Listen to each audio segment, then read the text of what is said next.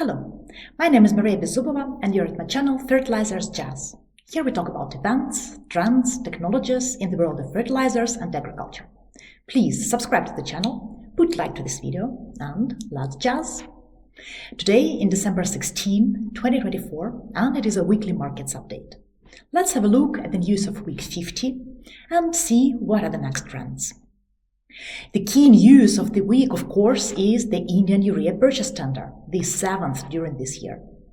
NFL is seeking for 1 million tons for the West Coast and 500,000 for the East Coast, shipment to be conducted from the loading ports until February 10. The tender will close on Thursday this week. Just to remind you, last tender mid-November resulted in purchase of more than 1 million tons to the West Coast only at $362 CFR. Before that, mid-October, India purchased more than 500,000 tons for the East Coast at $389 CFR.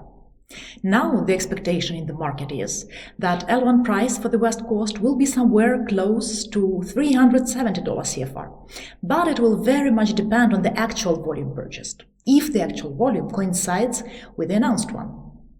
Let's see how it materializes.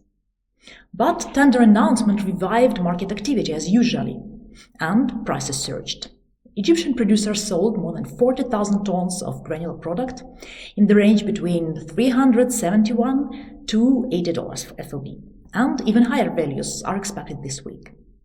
Product from the Black Sea was sold around $340 to $45 FOB, with demand strengthening from South European markets. Nigerian Dangote is targeting now $330 FOB and more for the next sales tender. Prices in the Middle East also increased to the level of $350 to $55 FOB. But producers there are focused on shipments for the previous Indian tender and will take an active part in the ongoing tender, so there are no open volumes there. Global supply situation in general tightened because of Iranian production curtailment. As for today, all Iranian fertilizers producers are down, except Pardis, due to gas supply cuts.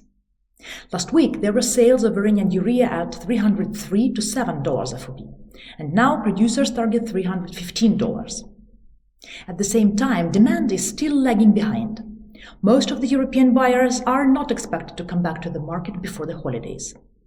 Turkey activated purchasing, but curtailment of Iranian production will leave not so many economically viable options, taking into account competition from India. Demand in the African markets shrinks with season coming to its end. In the US, spring season purchases haven't started yet, but lower imports during the second half of the year in 2024 result in the need to import more in Q1 2025.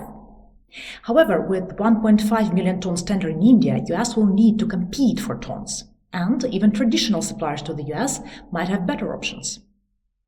Brazilian demand is limited, mostly because of significant stocks and floating volumes.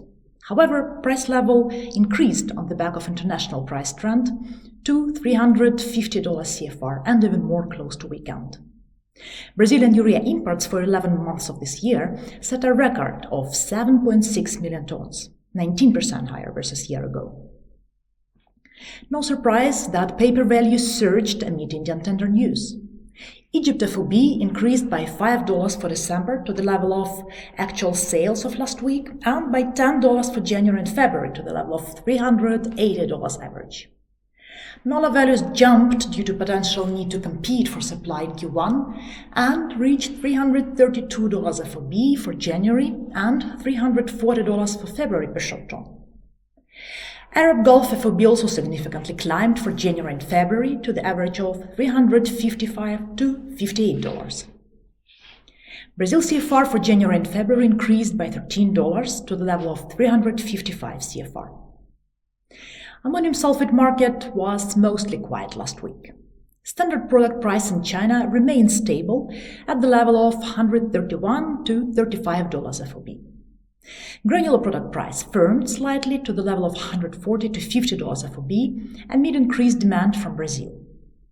At least 40,000 tons were purchased by Brazilian buyers during last week at the level between $155 to $60 CFR.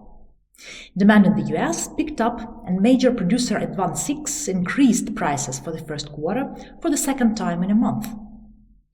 Pupuk Indonesia tender closed on contract at levels higher than the previous large tender. Nitrate prices in Europe continue climbing. Yara increased price in Germany and Benelux for CIN January delivery by 12 euros to the level of 317 euros CIF inland. Other producers in the region followed. AN prices are also growing, but in general demand is still not there yet. Same as for European UAN demand, which hasn't emerged yet, and most of the storage facilities are full at the moment. In the US, domestic producers increased prices by $15 last week, amid tight supply, but purchasing activity is still quite low. In ammonia market, prices are under pressure amid improving availability and decreasing demand in certain regions. In Europe, prices dropped by several dollars because no new spot inquiries were registered. In the Middle East, price corrected downwards even more, by $7, amid thin spot demand from East Asian markets. India is well supplied after active imports in November and first half of December. However, DAP demand continues to be robust there. Thus, more ammonia imports will be needed for DAP production in January. For now, Indian price remains stable at $440 to $60 CFR. In the US, advantageous weather conditions stimulated ammonia application across the Corn Belt, though it is happening quite late this year. There will be at least one more good week for application, and afterwards fall season will end, and US producers will turn to exports. At the moment, spot barges prices remain unchanged, at the level of $495 to $500 per short ton FOB NOLA. In phosphates, market is absorbing the news of the China phosphates export ban. Since China was not supplying to India anyways, this will not affect Indian DAP availability in the immediate term at least. But effects for other regions and global balance are possible.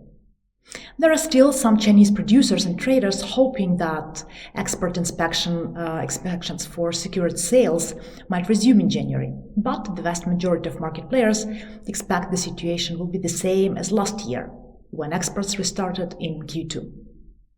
So the situation is unclear. Chinese authorities still haven't issued any clear guidance. Purchasing in India continues. One buyer purchased 30,000 tons of Jordanian DAP and another 40,000 tons of Russian product at the level of $633–34 CFR. Apart from that, there was no activity. Also for now, there is no news regarding potential government-to-government deal between India and OCP that is rumored to be discussed. In Europe, the demand is mostly slow. There will be no major moves before the holidays.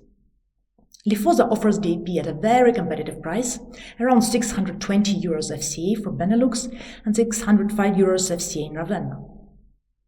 In Brazil, there was no fresh business in MAP. Market pricing is mostly unchanged.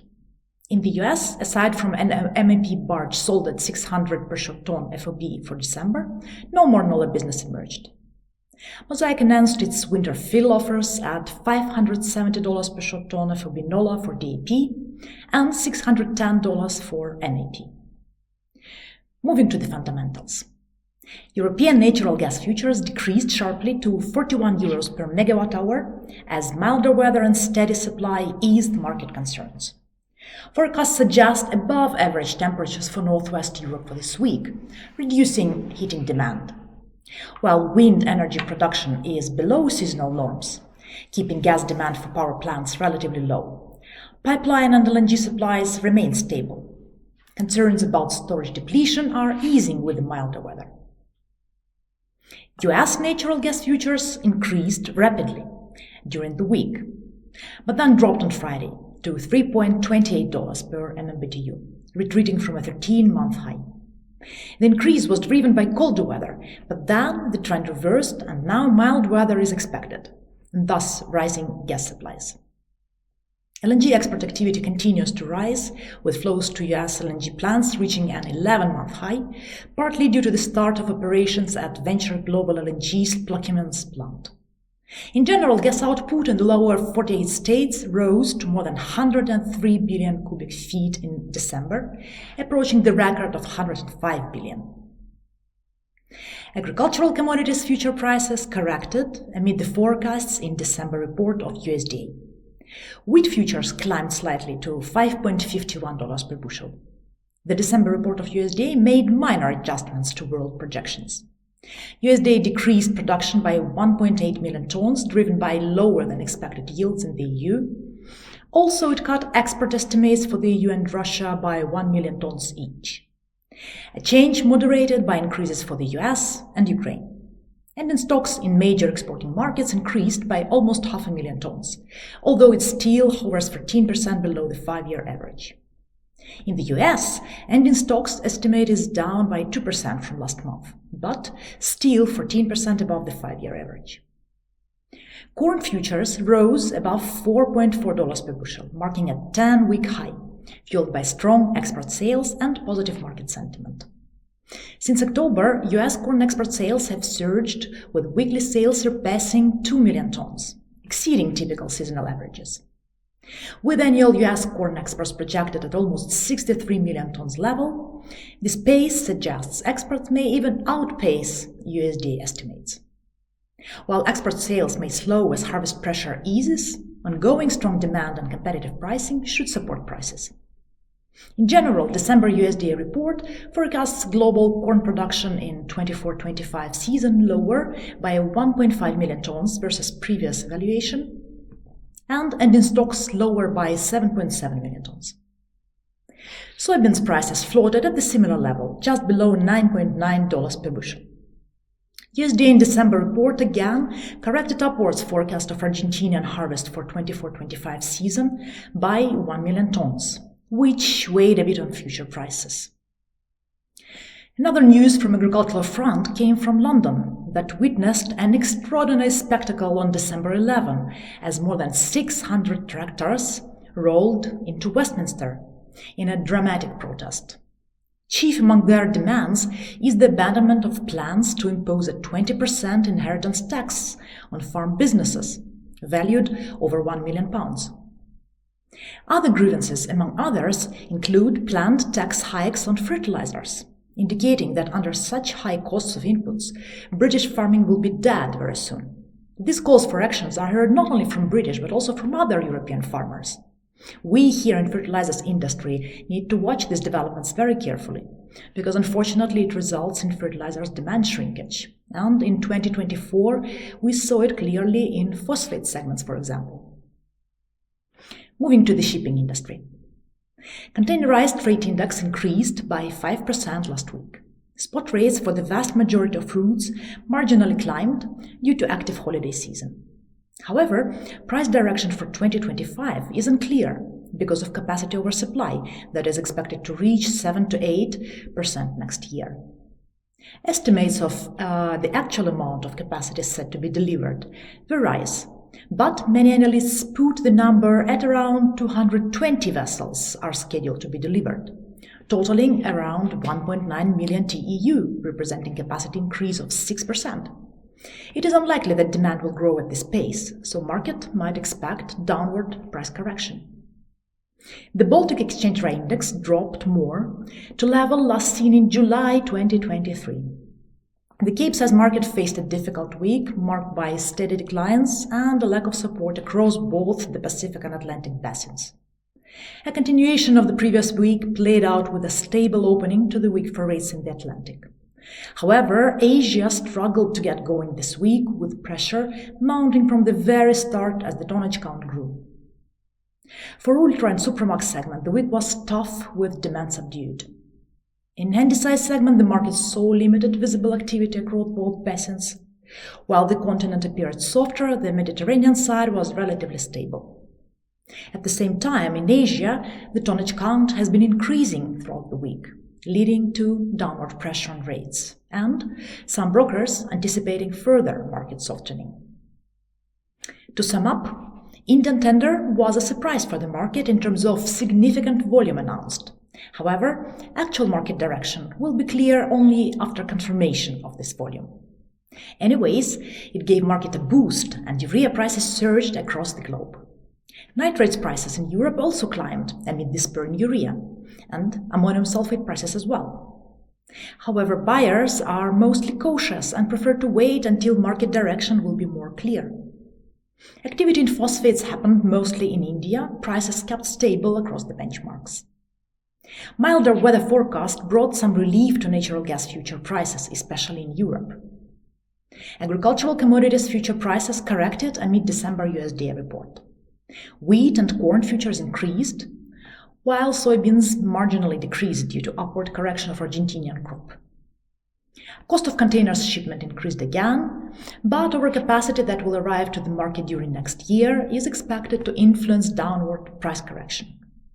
Dry bulk shipment activity was again slow across all segments, thus the Baltic Exchange Dry Index dropped further. So, let's see what is next around the corner. But it will be already next week. Thank you for watching. Please subscribe to the channel, put like to this video, push the bell in order not to miss any updates, and see you soon.